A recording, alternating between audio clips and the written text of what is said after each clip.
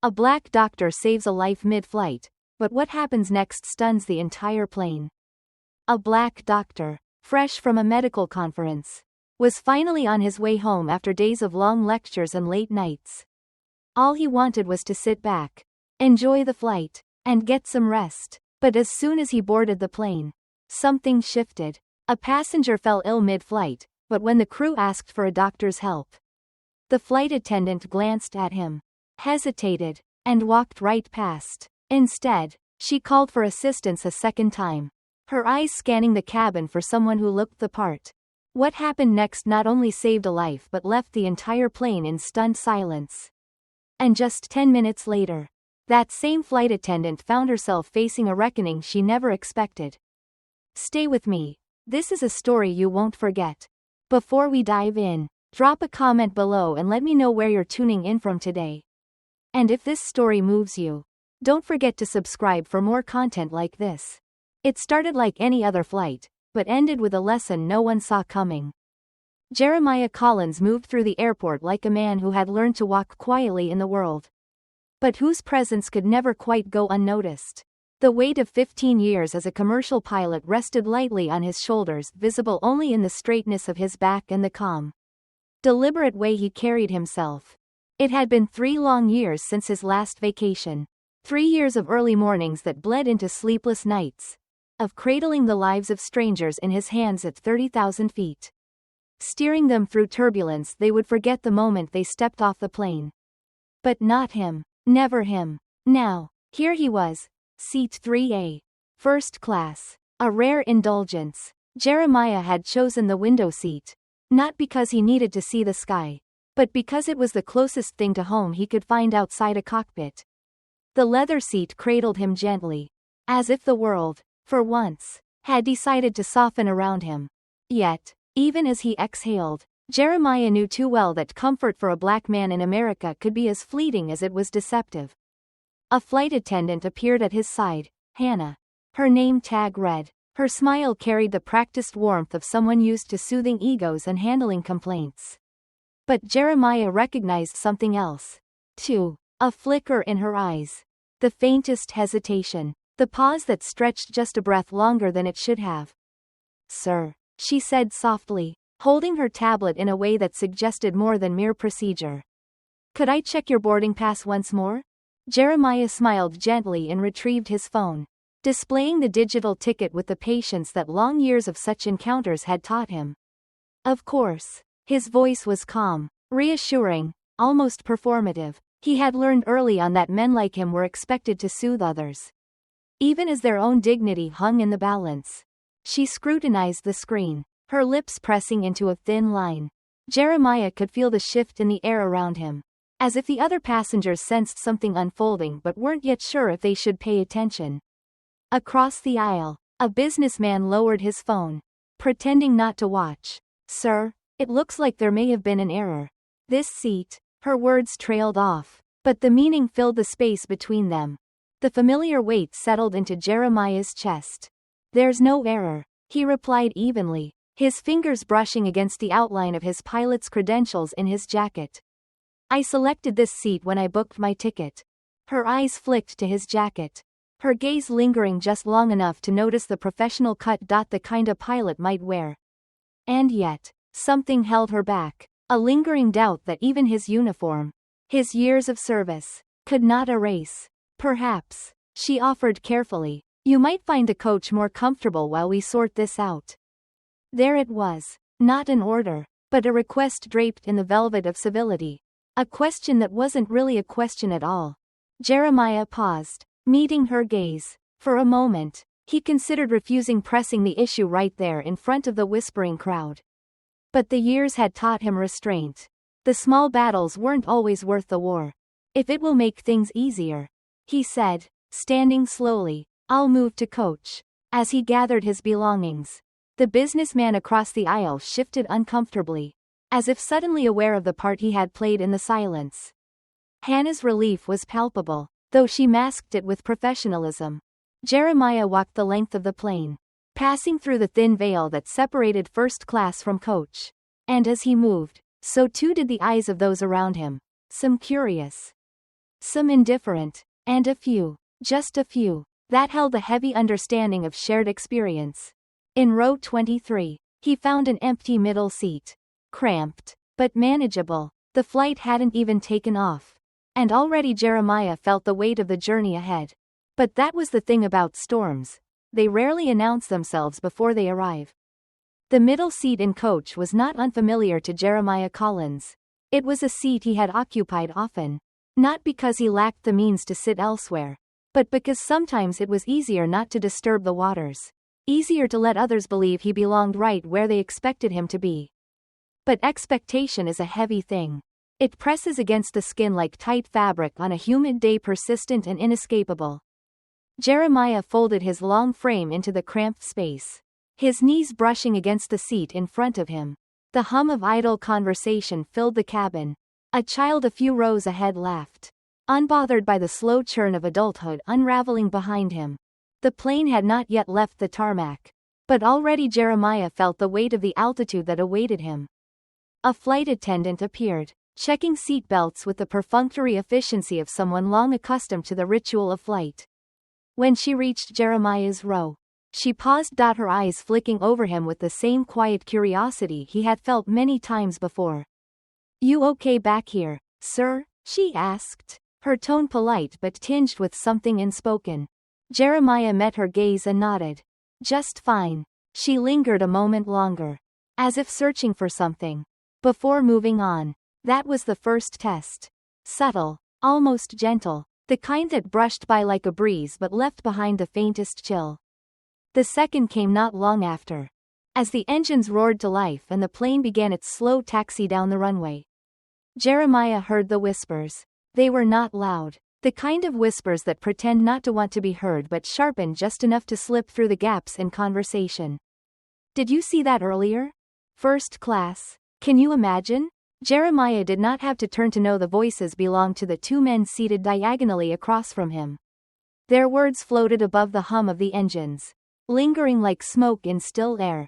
"Probably some mistake," one of them said, half joking but with an edge that was too sharp to be humorous. Jeremiah had heard it all before. The casual unraveling of assumptions. The disbelief that curled around his presence like mist around streetlights. The third test arrived after takeoff. The plane had reached cruising altitude when the turbulence began. It wasn't the sharp, jarring kind that rattled drink trays and had flight attendants clutching seatbacks.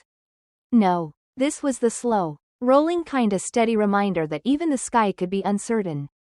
Jeremiah felt it immediately. The subtle shift in the engines, the faint irregularity in the plane's rhythm.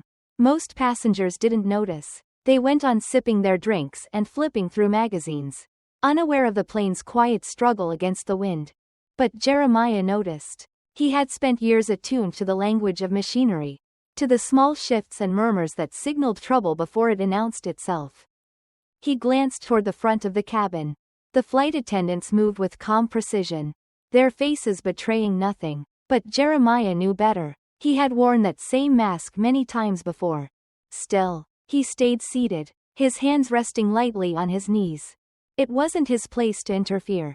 Not yet. But expectation, once planted, grows roots. A businessman across the aisle caught his eye, his expression uneasy. Jeremiah could almost see the question forming in his mind.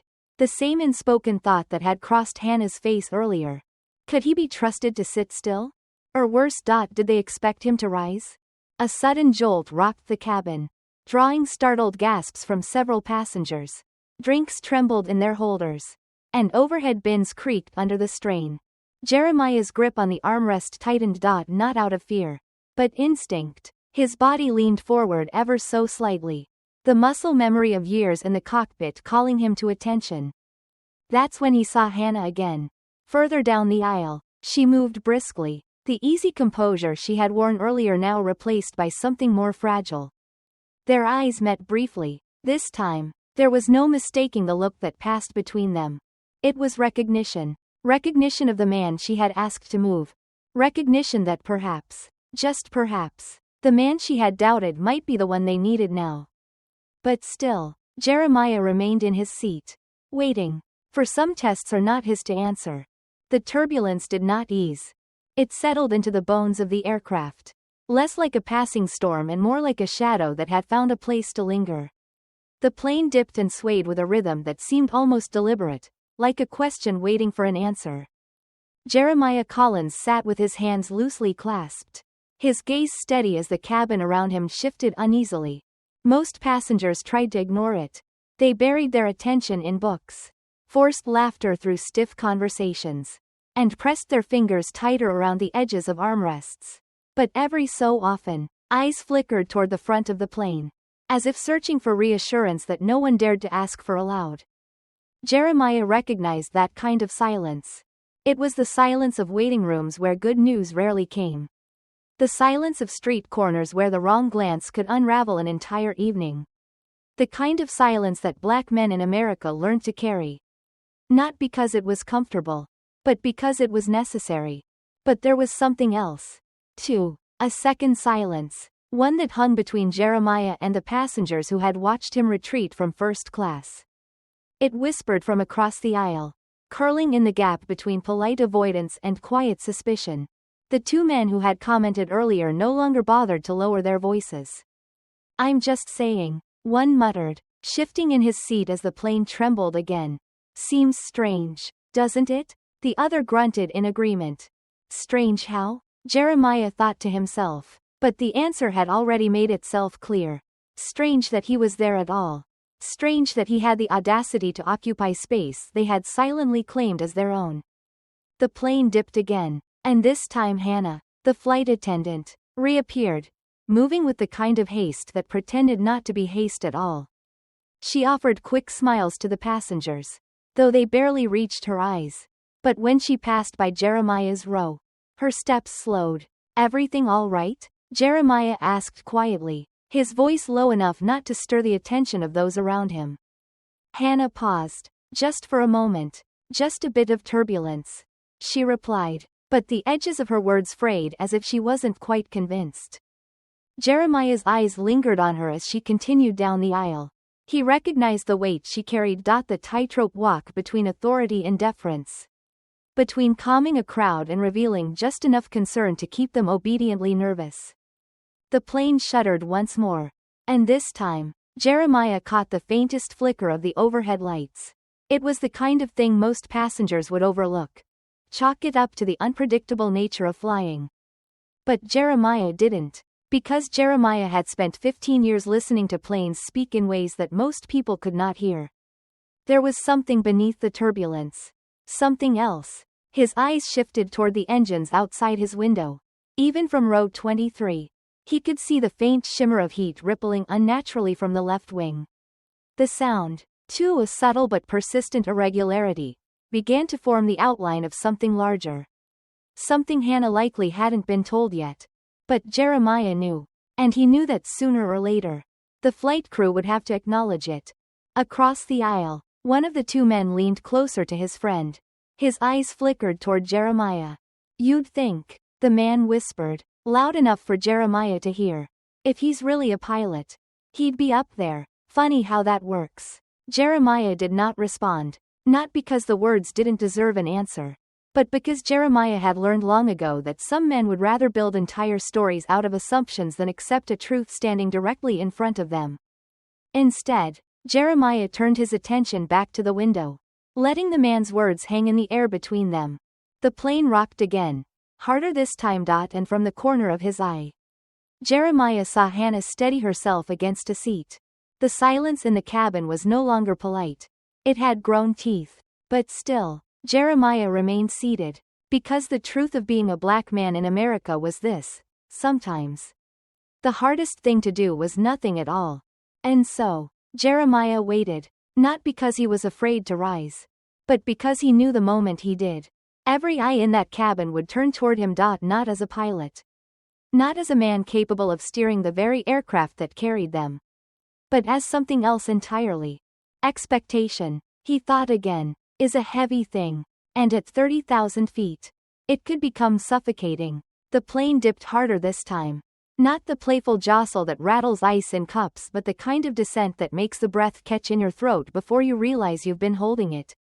A baby cried 2 rows ahead. Its mother cradled it tightly. murmuring soft reassurances that rang hollow under the weight of uncertainty. Jeremiah Collins felt the shift in his gut. Not from fear, but from recognition. There was something wrong with the way the plane carried itself now. Something that could no longer be written off as turbulence. He leaned slightly, just enough to catch the faint flicker of the seatbelt sign overhead. The plane's rhythm had changed. And yet, Jeremiah remained seated, because even now, especially now, he understood that standing too soon meant becoming more than just a man trying to help.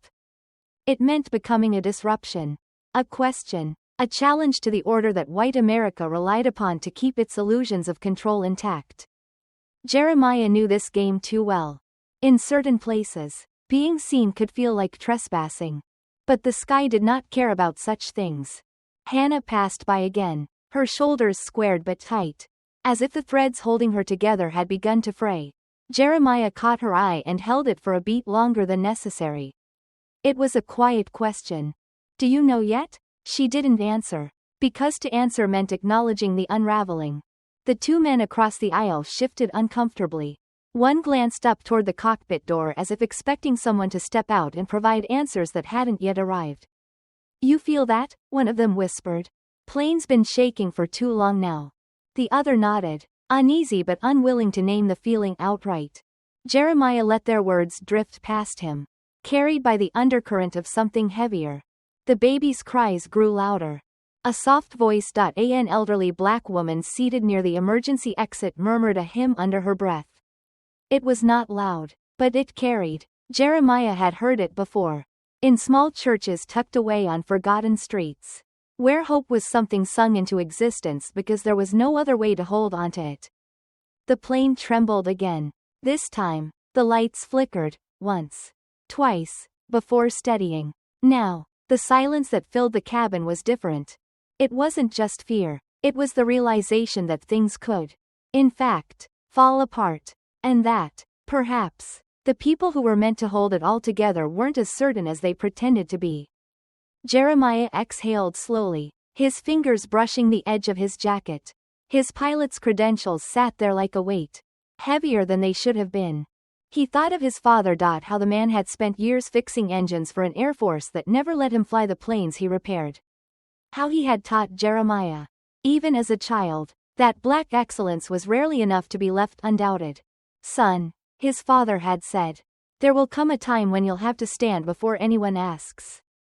Just be ready." The plane dipped again, and Jeremiah knew the time had come. Hannah passed by once more, but this time, Jeremiah's voice stopped her. "Something's wrong," he said quietly. She hesitated, not because she didn't believe him. But because she did. "I'm sure the captain's handling it," she replied, her voice a fragile thing balancing on the edge of performance and truth.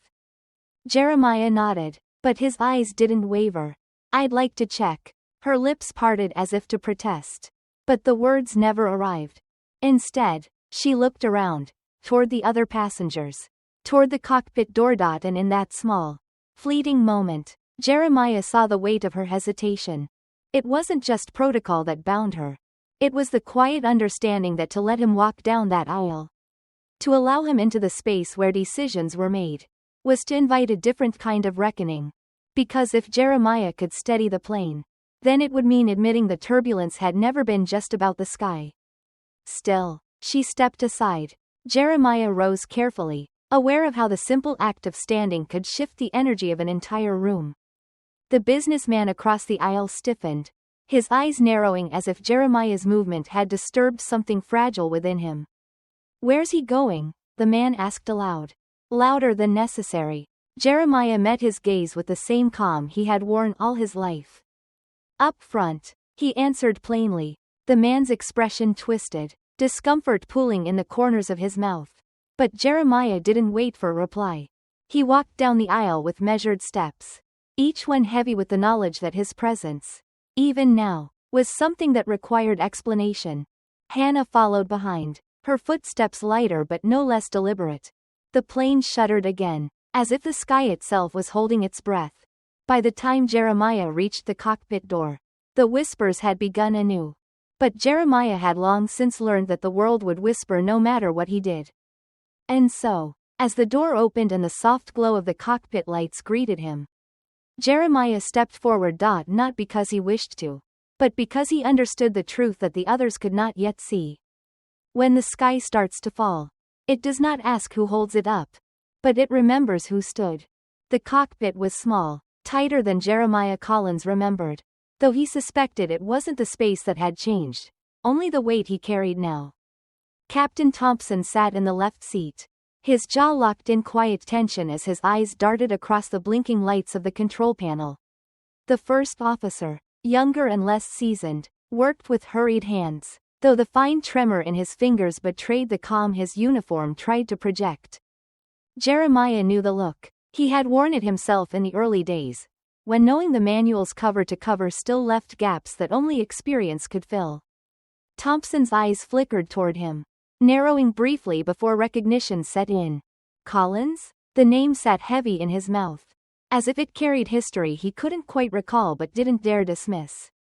Yes, sir. Jeremiah spoke evenly, the authority in his voice firm but unintrusive. I'm currently on this aircraft type. Thompson's gaze lingered longer than necessary. No doubt. No. It wasn't quite that. It was the weighing of a scale. The hesitation of a man deciding whether to trust his instruments or the ghost of old habits. Jeremiah had been in enough rooms to know the difference. The first officer, too distracted by the warning lights, barely glanced up. We've got cascading electrical faults, Thompson said finally, as if speaking the words aloud might loosen the hold they had over the cockpit. Left generators unstable, and now we're seeing anomalies in the backup systems. We're diverting, but this thing's bleeding power. Jeremiah nodded, stepping forward to scan the displays. His hands found the edge of the panel, steady as stone, though beneath them his pulse quickened. Not from fear, but from the sheer familiarity of it all. There was comfort, in a way, in knowing the language of machines. Planes, at least, did not lie. I see it, Jeremiah said, his eyes narrowing. The Lord's uneven. Looks like the bus tie's partially stuck. We can isolate it before it trips the secondary systems. The first officer blinked, as if surprised to hear the solution arrive so quickly, from the man standing. Not seated. In the cockpit, Jeremiah reached forward, but Thompson's hand shot up instinctively. A pause. A silent check, as if to say, "Are you sure?" Jeremiah met his gaze with quiet finality. "I'm sure." Thompson lowered his hand. Jeremiah's fingers worked across the circuit breakers with the precision of a man who had rehearsed the movements in his sleep. The lights flickered once more, but then held. The subtle change in the engine's whine told him he had made the right call. The first officer exhaled audibly. "Good catch," Thompson muttered, though there was something guarded in the way he said it. Jeremiah felt it too. The unspoken question that often followed confidence in black skin. "Why did you know that before I did?" The cockpit held its breath for a moment, as if waiting for something else to break. But nothing did. The hum of the engines stabilized, softening into the steady rhythm Jeremiah had known for years. And yet, the discomfort in the air did not leave. Because the fault lines of race and expectation were not so easily repaired as an electrical bus. Captain Thompson's voice came over the intercom moments later. "Ladies and gentlemen, we've stabilized the systems and are proceeding with our diversion to Cincinnati. Please remain seated, and thank you for your cooperation." The calm in his voice was crafted, measured, everything a pilot's announcement should be. But Jeremiah knew, as sure as he knew how to fly, that not everyone would feel reassured. Out there, beyond the cockpit door, the whispers would continue, and though the plane had steadied, Jeremiah could feel the cabin tilting beneath the weight of another question entirely. Would he have been called forward if the plane wasn't in trouble? The answer hung there, unanswered, because everyone already knew it. As Jeremiah settled into the rhythm of the controls, he glanced briefly at the first officer, young, eager, perhaps even embarrassed by the oversight. "You'll catch it next time," Jeremiah said quietly, though he wasn't certain whether he meant the electrical fault or the habit of missing the black pilot in the room. The first officer offered a faint smile. "I hope so, Captain." Jeremiah didn't correct him. He let the title linger. If only for the simple fact that hearing it, finally, here, felt less like respect and more like reclamation. But still, he knew, this wasn't the end of the story. Tomorrow, when the plane touched down and the adrenaline wore off, Thompson would shake his hand, offer him quiet thanks, perhaps even commend him to the airline's higher-ups. And yet, somewhere, in some distant boardroom, someone would still question why he had been seated in row 23 to begin with. The hum of the engines held steady, but the air inside the cockpit was thick, dense with the kind of silence that wasn't about focus, but about something else entirely. Something unspoken. Captain Thompson leaned back in his seat, his hands loosely gripping the yoke. To his right, the first officer moved with quiet reverence. Careful now. Too careful. As if he feared any misstep might unravel the calm they had managed to reclaim. Jeremiah Collins sat behind them, watching over their shoulders with the stillness of a man who had learned that movement in the wrong space could be mistaken for challenge. The plane had steadied, but the weight of the room had not. Collins, Thompson said suddenly, not turning around. His voice was flat, distant, like he was searching for the right tone and couldn't quite find it. Appreciate the assistance back there. We were close to losing the bus entirely. Close. Jeremiah didn't need the words to tell him that. He had felt it in the instruments, in the faint irregular pulse of the aircraft beneath his feet. Close was putting it gently. Glad I could help, Jeremiah replied, his voice even, measured. But there was something else beneath Thompson's words. Something neither of them had the energy to name. Thompson's eyes flicked briefly toward him in the reflection of the windshield. Jeremiah held his gaze. It was not distrust. Exactly. It was the quiet calculation of a man who suddenly had to rethink the shape of his own world. And that was the thing, wasn't it? It wasn't just the plane that had been forced to reroute tonight. The descent began smoothly, shallow, and deliberately. Jeremiah could see the faint glow of city lights below, glittering through the windshield like a distant, indifferent constellation. 20 minutes out, Thompson announced over the intercom, his voice finally regaining the authority that had been absent before. Behind them, the murmur of passengers filled the cabin. That strange cocktail of relief and residual fear. The kind that lingers even when the immediate danger has passed. But Jeremiah knew better. The danger hadn't passed. It had just taken a different form. A knock at the cockpit door interrupted his thoughts. Hannah's voice drifted through, muffled by the metal between them. Captain Thompson? Come in. She entered quickly, her eyes flicking toward Jeremiah, then settling on Thompson. The cabin's secure, but we've had a few questions. She shifted, glancing over her shoulder as if the weight of those questions had followed her inside. Some passengers saw Captain Collins come up. They're asking if he's the reason we're landing early. Thompson's grip on the yoke tightened. Just barely. There it was. Jeremiah could almost feel it. The way it hung there in the space between them. The suggestion that somehow his presence alone had been the variable that knocked the flight off course. I told them we had a systems issue, Hannah continued, though the doubt in her voice betrayed the incomplete truth of it. Thompson nodded slowly. Good, he said. That's all they need to know. But Jeremiah felt the shift in the room, the same way he had felt the plane's slow decline before the lights had flickered. That's all they need to know. Because to say more would mean asking questions Thompson wasn't ready to answer. Questions about how a captain with 15 years of experience had been sitting in coach when the cockpit had needed him most. Hannah hesitated. She began, then stopped herself. Her eyes met Jeremiah's briefly. And for a moment, he saw something more than professionalism in her face. It was a regret, the quiet kind, the kind that settles in the bones long after the apology has been given. I'll let the cabin know, she said, and left without another word. The plane dipped lower, and the lights of the runway stretched out ahead, long and forgiving. Jeremiah remained seated behind Thompson, hands folded loosely in his lap. The descent was textbook, the kind of landing any passenger would describe as smooth. And yet, Jeremiah could feel the difference. He could feel the weight of the questions lingering behind the cockpit door. The whispers that would carry long after they touched down. When the wheels kissed the tarmac, there was a brief moment of silence.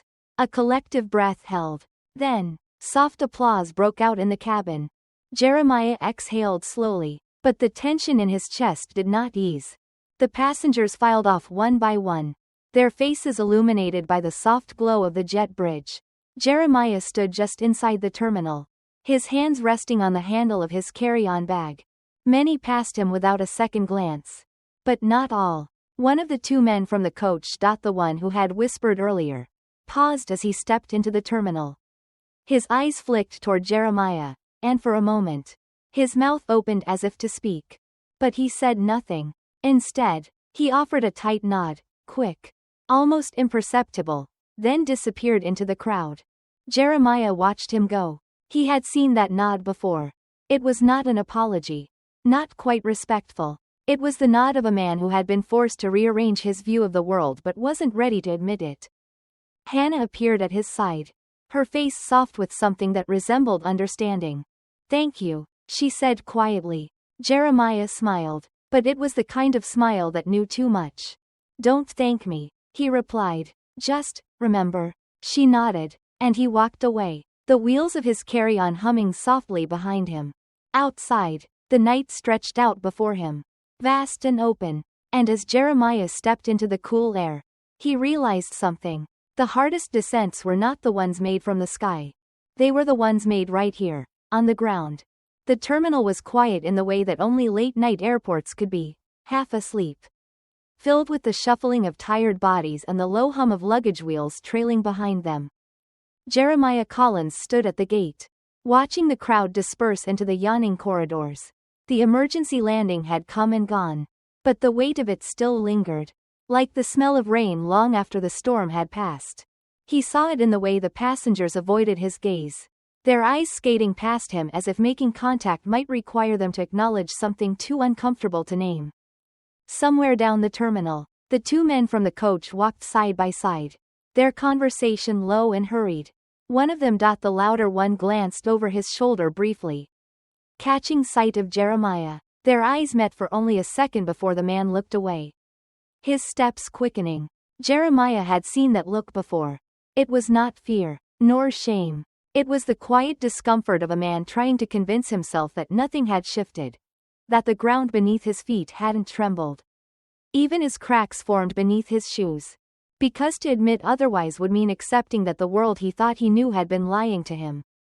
At the far end of the gate, Captain Thompson emerged from the cockpit, his uniform still crisp, though the exhaustion in his eyes betrayed him. He moved with purpose, but there was a stiffness to his gait, a tension that hadn't been there when they first left the ground.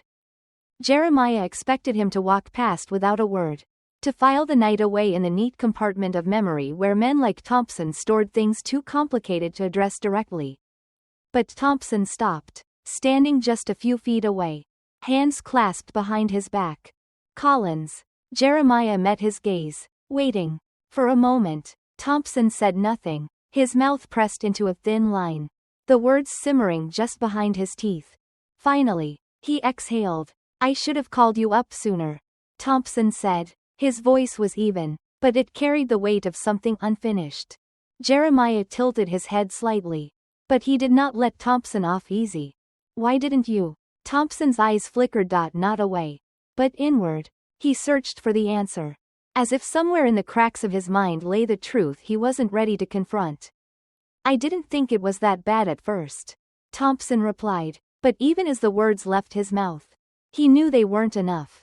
"I guess You didn't think I was supposed to be there," Jeremiah said plainly. The sentence hung between them, bare and unadorned, because there was no reason to dress it up.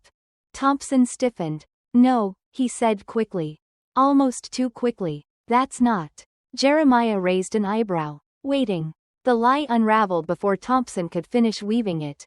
Thompson's shoulders slackened, the resistance slowly draining from his face. "I've been flying for 25 years. He muttered. "Seen all kinds of pilots come and go. But you were in coach. And I just didn't expect." His voice trailed off, but the meaning filled the silence between them. Jeremiah nodded. "Expectations are a funny thing," he said, his tone soft but sharp enough to cut through the pretense. "It doesn't take much to twist it into something else." Thompson looked at him then. Really looked at him. like a man finally forced to see past the uniform and the credentials. To the weight Jeremiah carried every time he stepped onto a plane. The terminal around them began to thin as more passengers filtered toward the exits, disappearing into the night. But Thompson lingered, as if unsure how to walk away from the conversation without leaving something important behind.